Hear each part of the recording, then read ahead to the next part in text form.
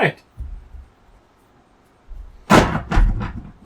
We're here to talk about a movie that nobody's ever heard of. What happened? I don't see anything after that. There we go. You're good. Sweet. Yeah, a movie that nobody's ever heard of. Yes, that's an hour long. It's made by the esteemed director who created such great films as Annabelle and Mortal Kombat Annihilation. Yes. That's all you have to know. Why isn't it following? I don't know. We had that problem last time. Audible, this is what we get for free software. Yep. You chuck that thing harder and harder every time. Yeah, so we have Wolves at the Door. Wolves at the Door. The Sharon Tate murders. Wow. This movie left a bad taste in my mouth, Mike. Did it? A little bit. How so? This is a really boring movie about a really horrific crime. It was a very bad crime. Not only that, a lady was 8.5 months pregnant. Yeah. With Roman Polanski's kid. Yeah. But fuck Roman Polanski, so. Yeah. He wasn't there. Where was he when she was pregnant? I think he was off filming something. Was he? Was he filming Rosemary's Baby? Could have been. I don't remember when Rosemary's Baby was filmed or I just know that Sharon Tate was an extra in that movie. In Rosemary's Baby? Oh, then it probably wasn't that one. It was probably whatever he did right after that. Yeah, I don't know what that was. I don't remember. He isn't allowed back in the United States, am I right? No, because he's a pedophile. Yeah. Oh shit, are we not allowed to say that on YouTube anymore? I don't know. I don't know. Yeah. Yeah, Roman Polanski's a piece of shit. Fuck him. Yeah. Yeah. This is a really low energy episode so far. You can tell the Conjuring Beach Bash Wolves at the Door episode is going to be really great. Yeah, I'm Mikeshake, by the way. Johnny Juicebox. So why did it leave a bad taste in your mouth? Besides it being a horrific murder. It was just like, I don't know. The fact that they were just like, this is a horrific crime that happened in real life. Yes, it did. The fact that it was so, like, factually inaccurate about the case itself that, like, I didn't even realize that's what it was supposed to be about. Yeah. Like, I noticed similarities, but I didn't realize it was...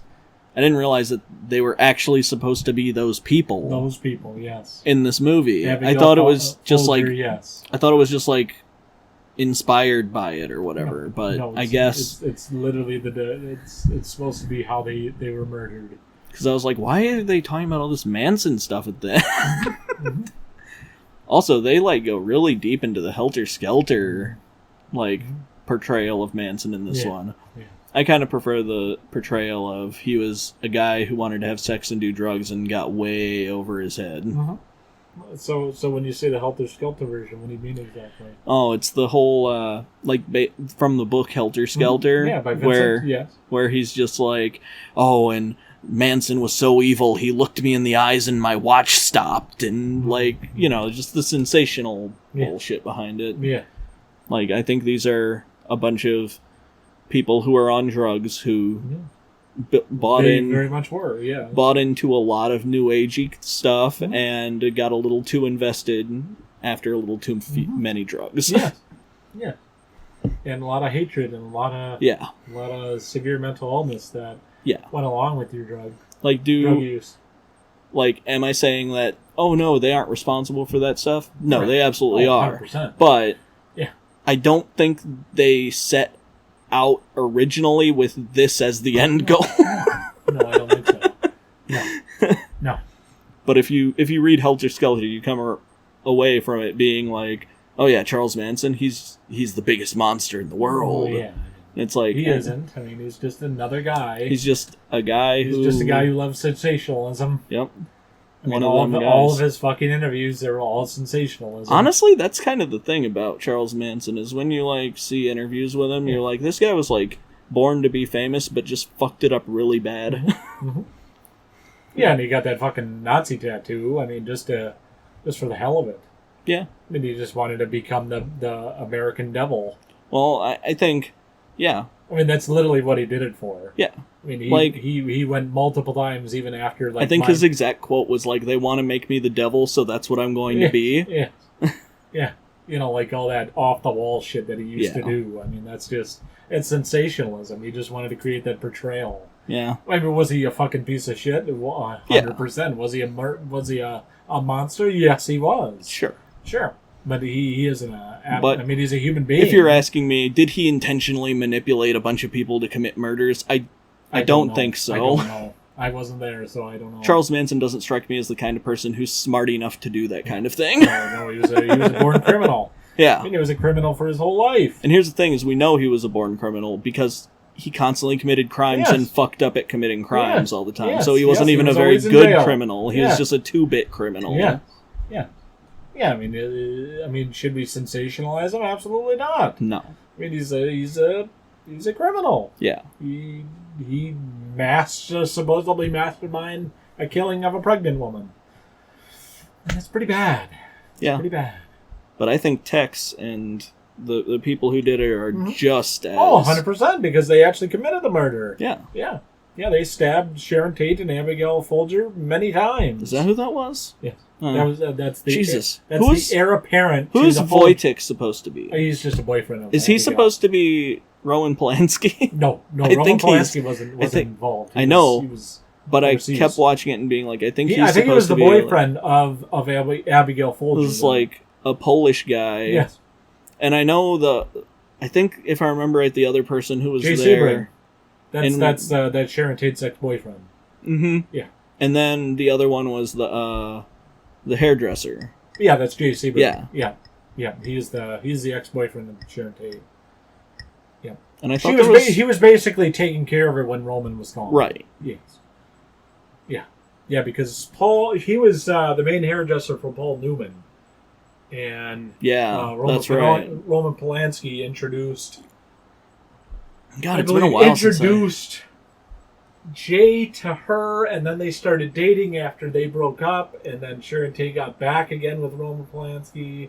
But I thought it's all fucking big. I remember hearing something. It's. I think he was dating a guy that Jay was Sebring? there at the time or something. He could have been. I don't remember. He very well could have been. I mean, I don't know. I listened to a bunch of podcasts about this back in the day because You Must Remember This had a whole series on this that lasted, I think, like 8 episodes, where it was all just about Charles Manson and the Tate murders. Sure. And then I listened to the last podcast on the left one, which they talk a lot about Manson's book in that one, which is really interesting. Okay. Because Manson's book is the one where he's just like, I was just there, I don't know what was happening. Of course he's going to say that. And I think the actual truth is kind of somewhere in between. Yeah. Where... I think he facilitated a lot of it. Like, yes, I do. Look, do I think Charles Manson was giving a bunch of people drugs and trying to get them to have sex with them? Yeah, I definitely think that's a thing that happened. And do I think that maybe Charles Manson may have just been saying a bunch of stuff? Yeah. Do I think he believed in anything? No. Yeah. I don't think Charles Manson believed in anything. No, he was for sensation. I think he was... He was just there for the cameras. Anything he said at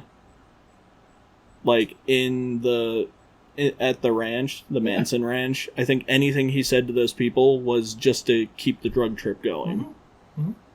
Yeah. It still doesn't accommodate murder. Oh no, I'm not saying that.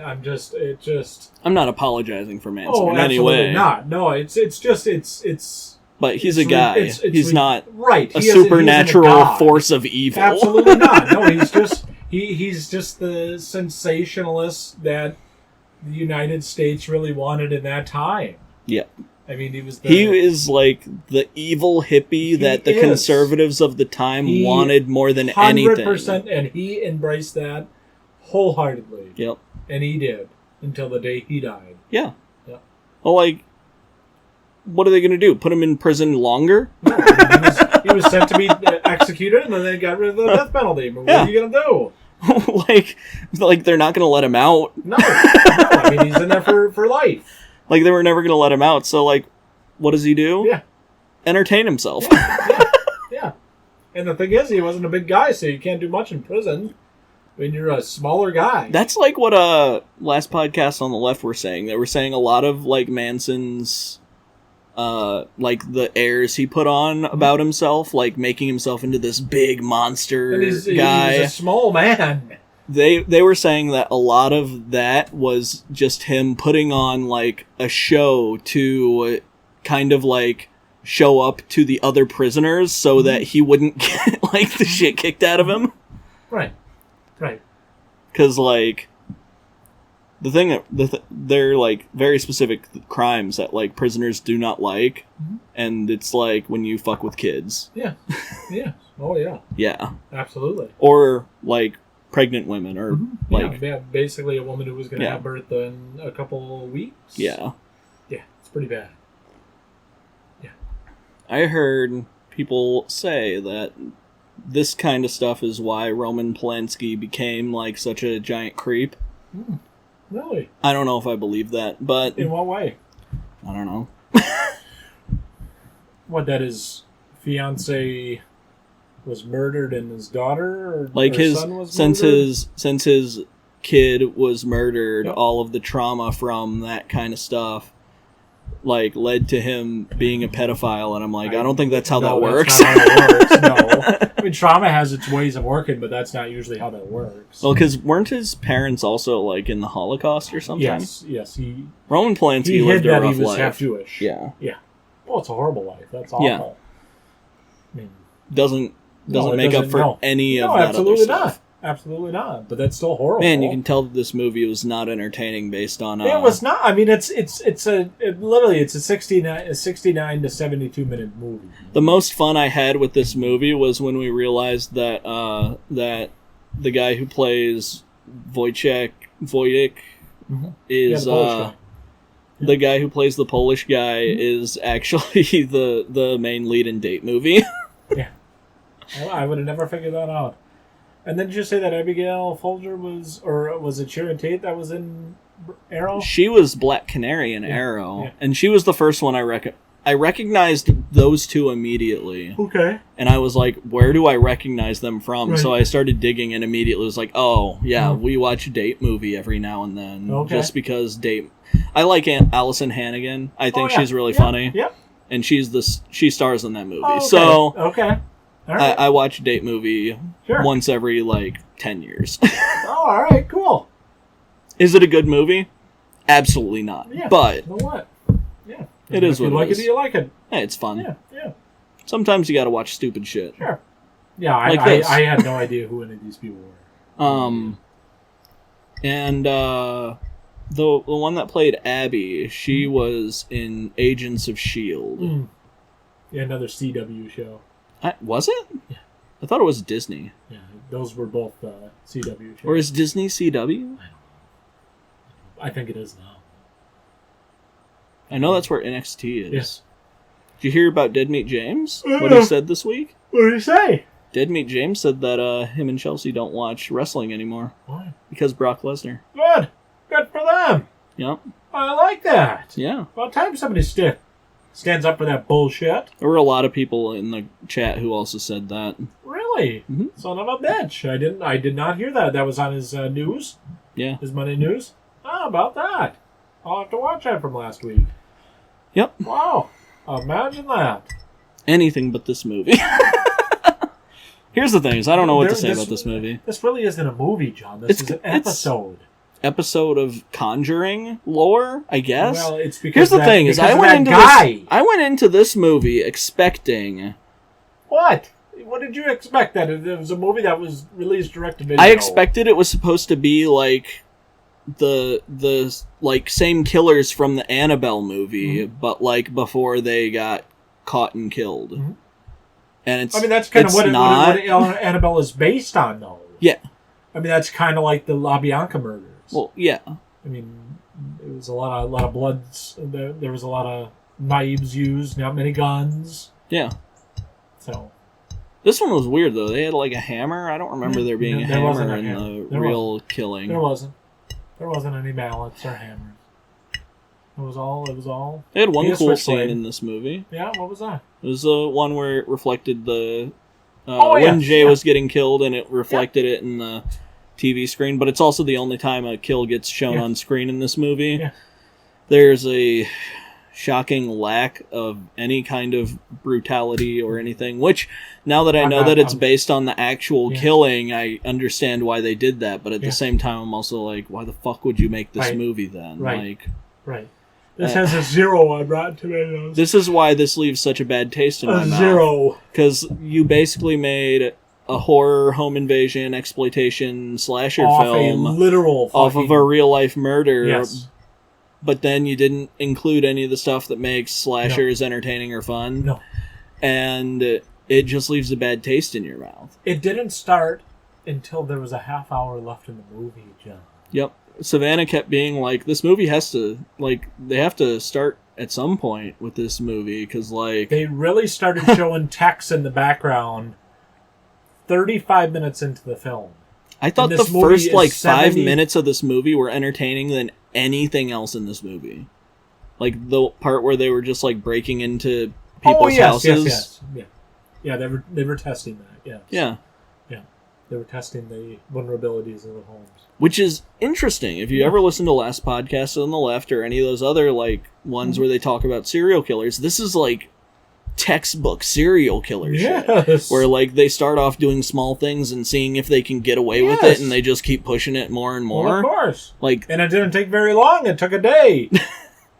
I don't know if that's actually how it went down with the Manson stuff. I don't remember. No, I have no idea. But I just know the LaBianca murders was the night after. I know. And Charles Manson was involved in that. The first thing that Manson freaked out about was, like, there was, like, a drug deal that got weird, and he shot the drug dealer, and then he thought he killed him, but he didn't. Okay. This was actuality? Yeah. Okay. And if I remember right, while Charles Manson was on the scene for the LaBianca murders, he didn't actually do anything. He did put a gun against one of the person's heads, but he didn't do anything. I mean, technically, they didn't fire a shot. Yeah. I mean, that's the thing about it. I don't know. It's just sensationalizing this horrible thing that happened into basically an episode of holy. I don't know. It's just distasteful, if you ask me. It's distasteful, and it's just, I don't know. It didn't sit well at all. John's dying over here. I'm trying to keep it up. I don't know. I don't think that there's anything. You know, we follow the thing of the plot, and then the good, the bad, and the ugly. I don't see that there is really anything for the good besides that one death scene. Yeah. And that's not even how Jay Sebring died. I mean, they were all tied up. That's why I didn't know. They were all tied up via rope. Yeah. And then fucking Tex Watson and the other woman, I cannot remember her name, but she died of brain cancer she was in Chinchilla. Everything I've heard about Tex Watson and her make them sound like they were probably going to murder people regardless of what happened. Oh yeah. Like, they just needed a motive. I don't even think they needed a motive. I think eventually they were just going to kill people. Well, and the thing about it, I mean, you had that other woman that was paroled by the, California parole board, but Gavin Newsom basically put an axe to that and said, this lady's still a menace to society if she would go out. I mean, I agree. Dangerous people. These people killed people. I don't like Gavin Newsom a lot. Yeah, I mean he's okay. He is a very politician-y politician. Yeah. He's the governor of California. What do you expect? That being said, the thing that Gavin Newsom's been doing where he's just like releasing a bunch of tweets like Donald Trump is capitals. Maybe the funniest thing that I've seen in a long time. I do. I like somebody standing up to that orange fuck. Yeah. Yeah. See you all in the camps. Here. Yeah. No, it's just, I don't know. I think this movie is distasteful. That's what I have for the bad and the ugly. I think it's distasteful. Yeah, that's the ugly. It's disgusting. The ugly is... Yeah, I didn't realize what this is supposed to be. I also like that guy who is listening to the music. This movie has a great soundtrack, I could actually. put that in the good. I do... I'm going to take a back step and say the music in this movie was good. Dude, Crimson and Clover is a great song. Yes. And that was the extended version by Tommy James and the Sean Mills. Yeah. Yeah. Love that song. Mm-hmm. Yeah, I think there was an association song, too. Yeah, there were... Yeah. There were a lot of great. There's a lot of great music in this. Yeah, that movie. was a cool scene too. When the poor other guy that is really never mentioned in the Sharon Tate murders was murdered. Mm. You know, the guy that was the sound DJ, engineer. Yeah. He was very much killed. Was he killed at the house though? See that? Why was he killed outside? Why were so many people running around outside in this movie? Nobody was.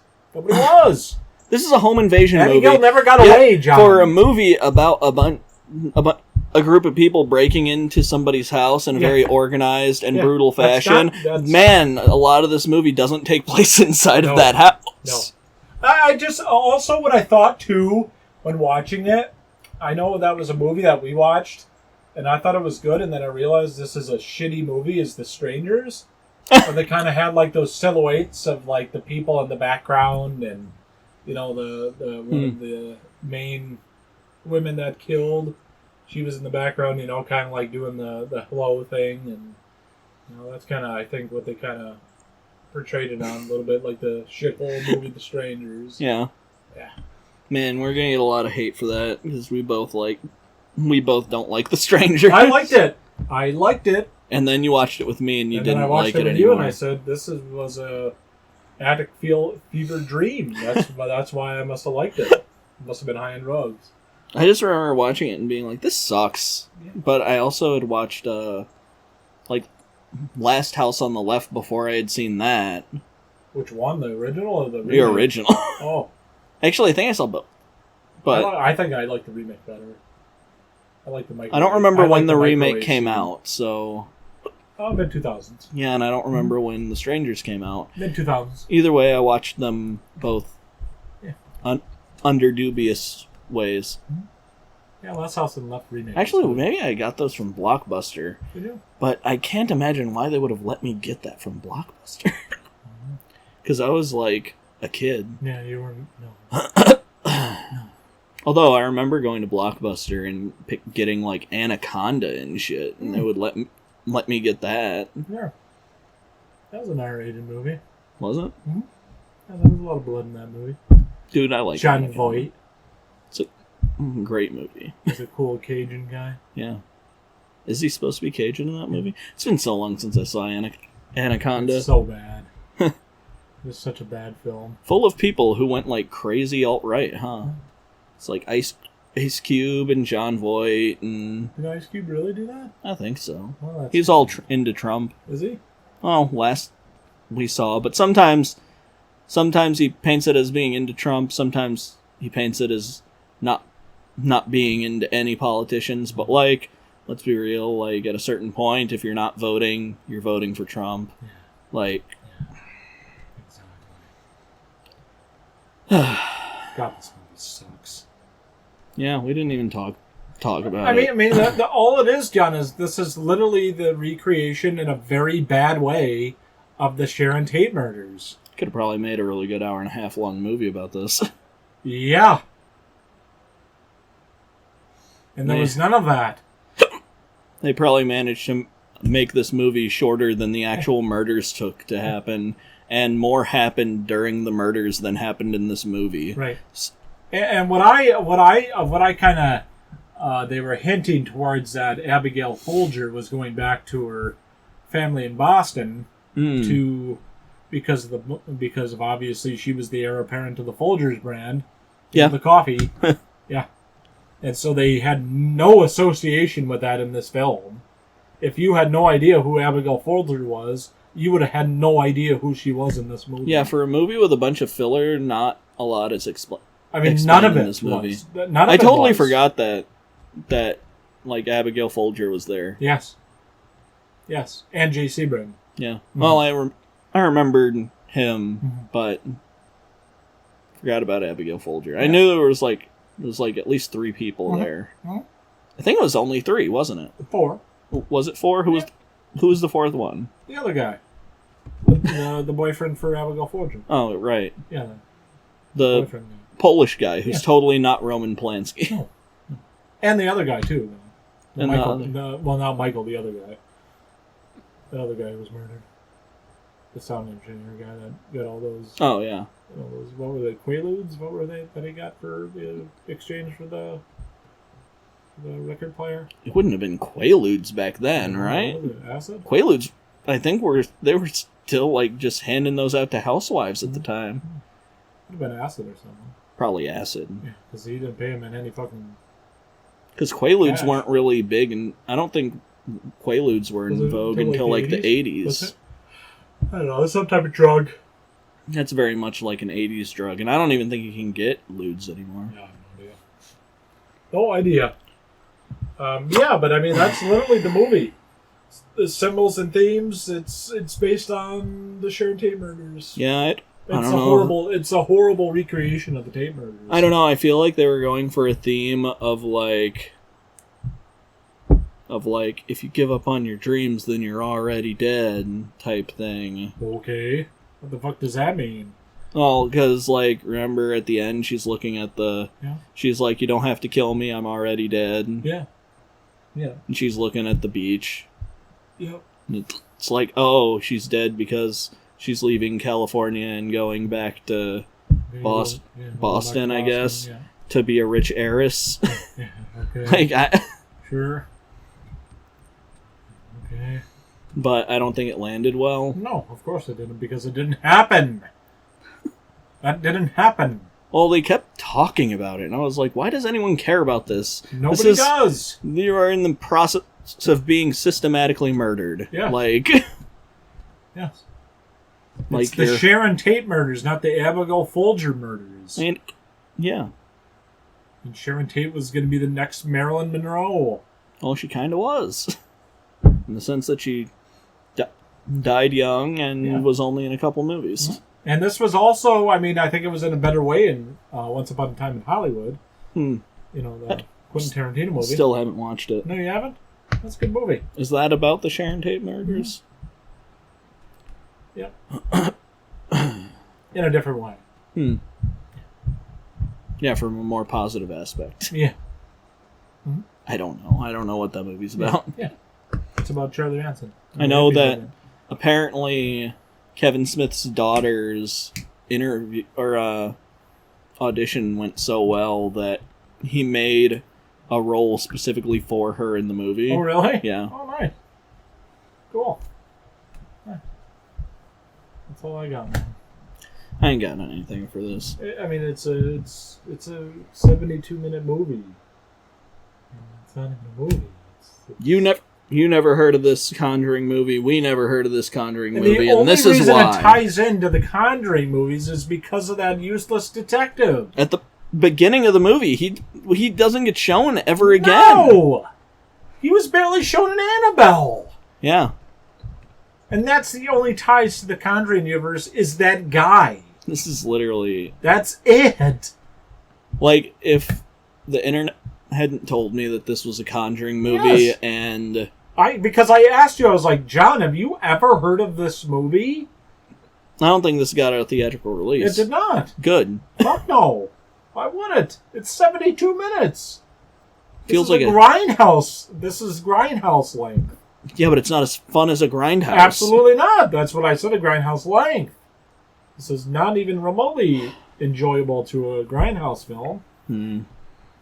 This is just not an enjoyable film. Yeah. Barely a film.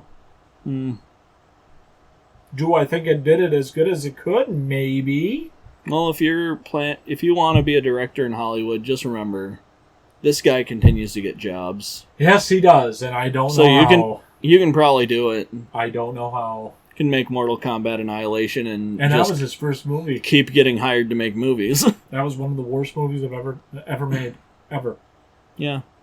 The amount of CGI that's in that movie is ridiculous. I've seen that movie like twice, and I remember nothing from that movie. I just always remember Liu Kang turning into a dragon.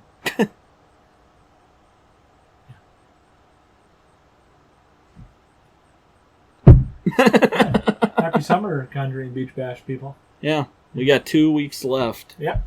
So, enjoy those. Mm-hmm. Yeah, we saw the trailer today. Yeah. 2 last rights. Because we went and saw a movie. We did. That we're going to film on. Yeah. For after this. Yeah, for September. Yeah. Mm-hmm. First week of September is the end of the Beach Bash. Yeah. That's when Conjuring 4 comes out. Yep. Yeah. Yes, the last rights. The last episode of the Conjuring Beach Bash is Conjuring 4. Yes. Yes, we planned it perfectly. Yes. Thanks, Wolves at the Door. That's the name of this movie. Oh, wolves. Yeah. Oh, I can't imagine what Warren Zevon would have thought about this movie. That's what they should have done as they were played Werewolves of London yes, in the background. They should have. 100%. 100%. Alright. Well, we're planning on streaming The Quarry at some point. Yeah. Keep an eye out for Twitch. We haven't done a hot Twitch stream in a hot minute. Check out our Twitch. Yep. It's twitching tomorrow.